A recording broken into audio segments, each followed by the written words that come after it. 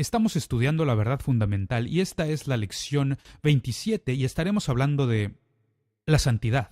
Santidad.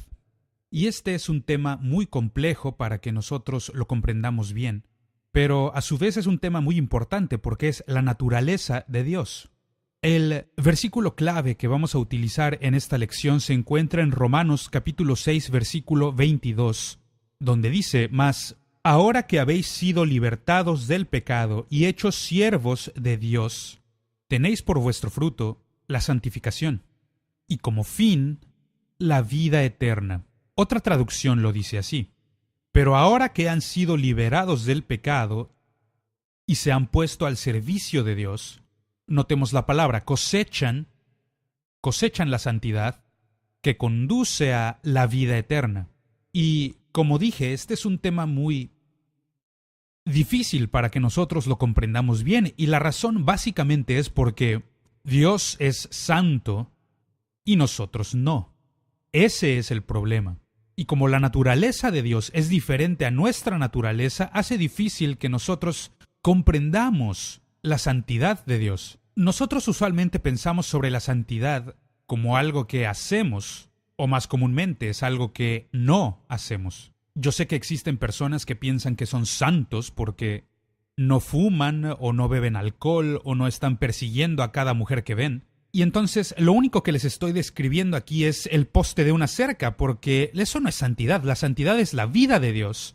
La santidad es una posesión más de lo que es una práctica. Voy a repetirlo. La santidad es una posesión más que una práctica. Por ejemplo, Dios no es santo basado en lo que Él hace. Él es santo simplemente por quién es Él. Y hay una gran diferencia en esto. Y cuando Dios quiere enfatizar algo, lo hace a través de la repetición. Y se ha dicho muy bien, la repetición es la madre de todo aprendizaje. Y Dios la usa con nosotros. La Biblia nunca dice que Dios es amor, amor, amor. Y tampoco dice que Él es bueno, bueno, bueno. Y aún así, 2 veces en la Escritura dice que Dios es santo, santo, santo. Esto está en Apocalipsis capítulo 4, verso 8. Es la misma naturaleza, el atributo que describe la esencia de Dios. Ahora, la dificultad que nosotros tenemos es que este Dios santo nos ordena que seamos santos también. Y lo encontramos en el libro de Levítico capítulo 19, versículo 2, y también Primera de Pedro, capítulo 1, versículos 15 y 16. Entonces, cuando Dios nos pide que hagamos algo, eso precisamente es lo que nosotros tenemos que hacer, empezar a intentar ser santos. Contestemos algunas preguntas respecto a este tema tan importante. Primera, ¿qué no es santidad? Una de las mejores maneras de describir algo es comenzar describiendo lo que no es. En primer lugar, la santidad no es la dureza. Hay algunas personas que creen que son santos simplemente porque se oponen a todas las cosas. Y piensan que eso es santidad. Eso no es santidad. Otra cosa, la santidad tampoco es altivez. Es decir, algunas personas creen ser santas porque su comportamiento es mejor respecto al de otras personas con las que se están comparando. Y que nosotros hagamos esto es bastante tonto porque siempre comparamos lo mejor de nosotros con lo peor de ellos. Pero eso no es santidad. Otra cosa, la santidad no equivale a infelicidad. Existen personas que piensan que son santas solo porque se sienten miserables. No, esto no es santidad. La santidad no es lo que hacemos o a dónde vamos, o lo que comemos o bebemos. Eso no es la santidad. La santidad es lo que somos, en quienes nos hemos convertido. Y aquí tenemos otra pregunta importante. ¿Qué es la santidad? Y esta es una excelente pregunta, porque estamos hablando sobre Dios y su naturaleza. Él es 3 veces santo. Y es imposible que nosotros podamos explicarlo. Si comprendiéramos a Dios, llegaríamos a ser como Él. Y no lo somos. Entonces la santidad habla sobre la excelencia moral de Dios, o como a los teólogos les gusta utilizar este término de trascendencia. Y esta palabra, trascendencia, quiere decir o significa exceder los límites comunes, sobrepasar o extender o ir más allá de los límites de la experiencia ordinaria. En Isaías capítulo 6 versículos 1 al 7, aquí vemos cómo el profeta experimenta a Dios y cuando lo hace comienza a clamar: ¡ay de mí! Estoy perdido, estoy acabado, estoy perdido porque he experimentado esta naturaleza santa de Dios. Y la verdad es que la única forma en que la humanidad pecadora puede llegar a ser santa es experimentando a un Dios santo. Un buen versículo de la Escritura está en Hebreos capítulo 2, versículo 11 y también Hebreos capítulo 12, verso 10. La única forma en que tú y yo podemos llegar a ser santos es al experimentar a un Dios santo y permitirle que nos transforme. Verás, una de las cosas que debemos aprender es: la santidad no es solamente una posición de Dios, sino que también es una progresión con Dios. Es decir, crecemos en santidad. Y esto es lo que nuestro versículo clave nos dice. Tenemos nuestro fruto que conduce a la santidad. Esto lo encontramos en Hebreos capítulo 12, verso 14 y en Romanos 6, 19. Entonces, hablemos de ¿qué quiere decir la Biblia cuando habla de el fruto de la santidad? En mis estudios bíblicos he descubierto que la mejor forma para describir la naturaleza santa de Dios es las bienaventuranzas. Verás, para ser santo como Dios es santo es ser bienaventurado de Dios. Y es así como Jesús comienza las bienaventuranzas en Mateo 5:3. Bienaventurados los pobres en espíritu.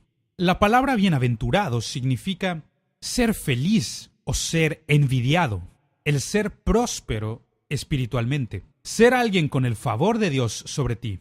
Entonces, la primera de las bienaventuranzas es lo que llamamos felices son los humildes. Felices son los humildes. Ahora, la humildad es exactamente lo opuesto a ser orgulloso. Todo pecado es una expresión de egoísmo. Esa es la naturaleza del pecado, el egoísmo. Y el orgullo nos engaña porque tiene muchas caras diferentes.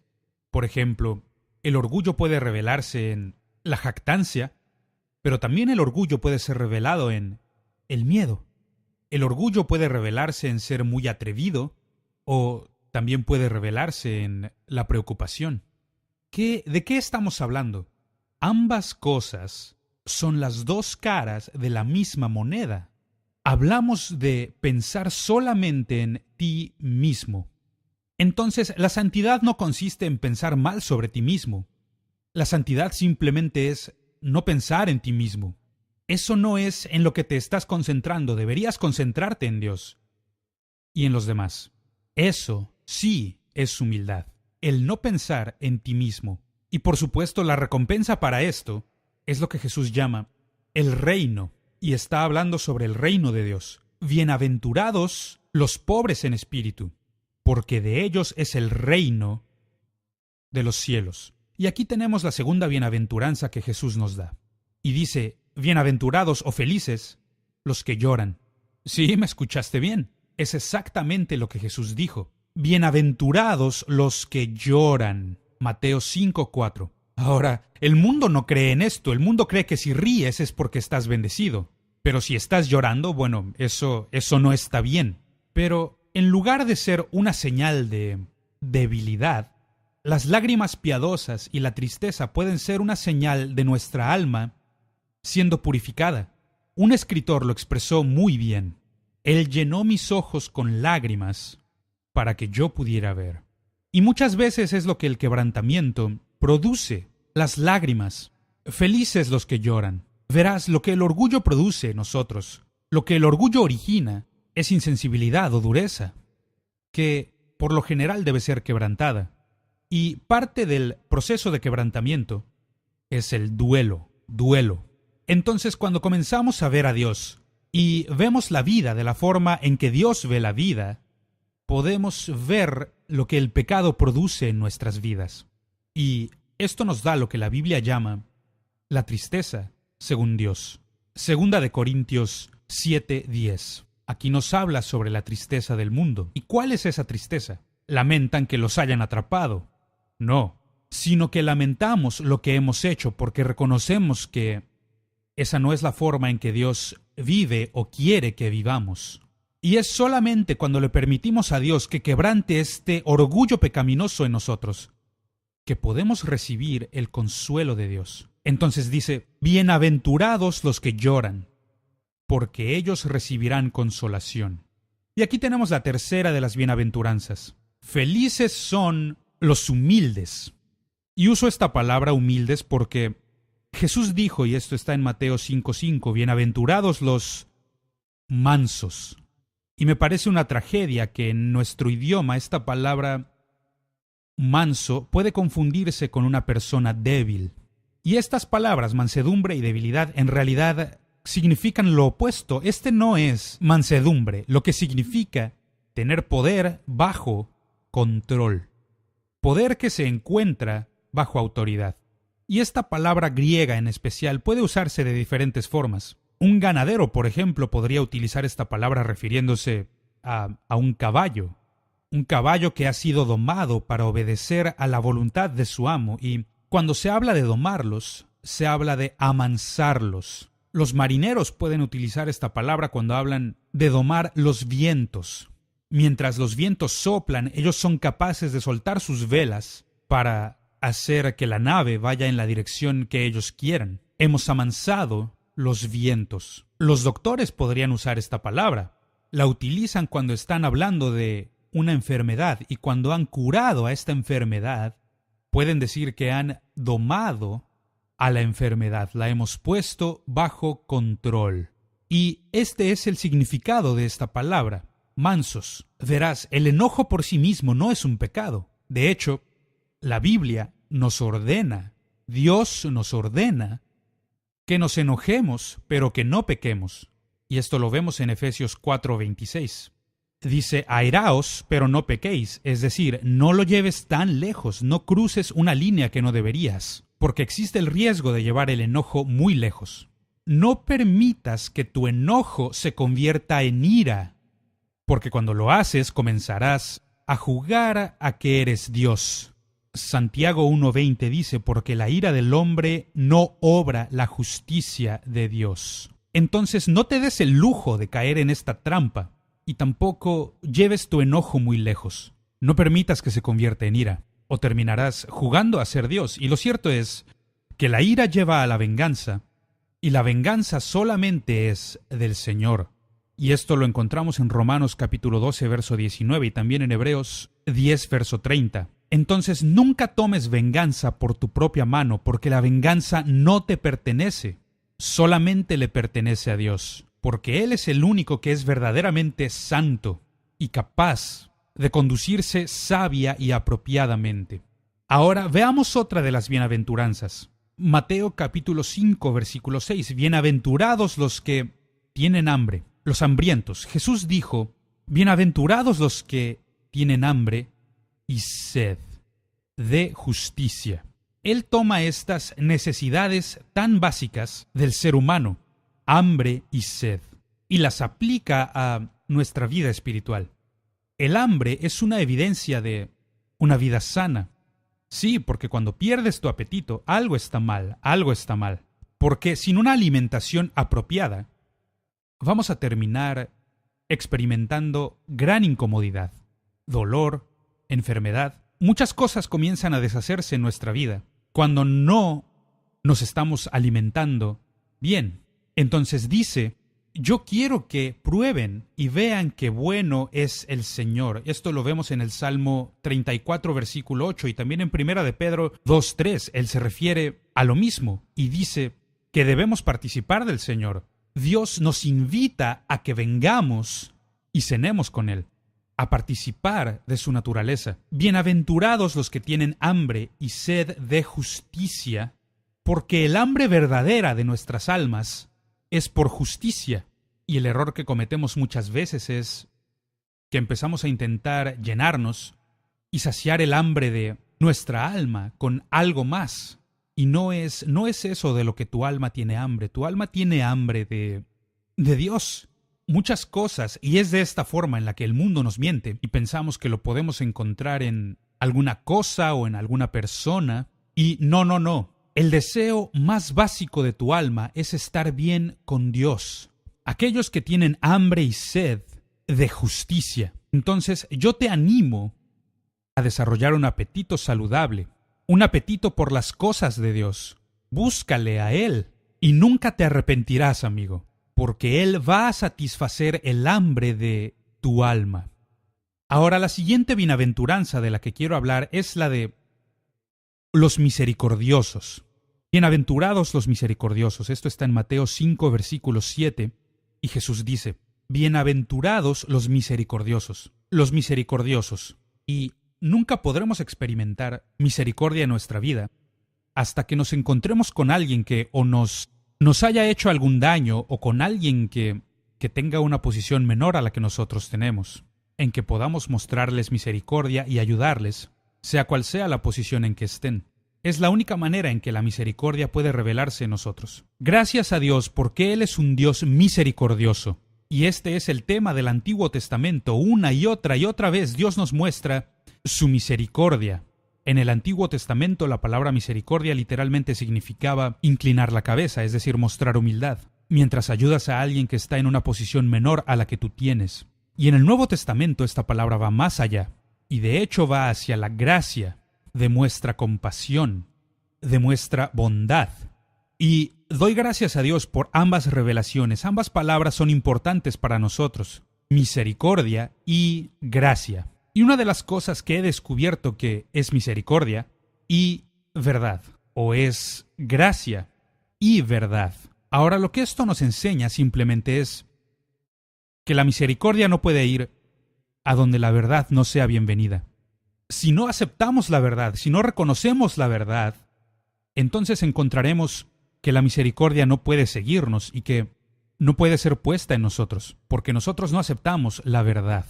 Y uso esta escritura, Salmo 85, versículo 10, donde habla de que la misericordia y la verdad siempre van juntas. Y gracias a Dios por esto. Cuando ambas intersectan en nuestra vida, experimentamos que lo que Jesús dijo fue una bendición. Bienaventurados los misericordiosos, porque ellos alcanzarán misericordia. Va a llegar un punto en tu vida en que no solamente habrás mostrado misericordia a otros, sino que tú necesitarás misericordia en tu propia vida, porque nadie es perfecto. Y tarde o temprano, tú y yo necesitaremos misericordia. Gracias a Dios que tenemos la promesa de misericordia. Y Santiago dice que la misericordia triunfa sobre el juicio. Ahora veamos otra bienaventuranza. Felices son los honestos. Felices son los honestos, o como lo dijo Jesús, Mateo 5:8.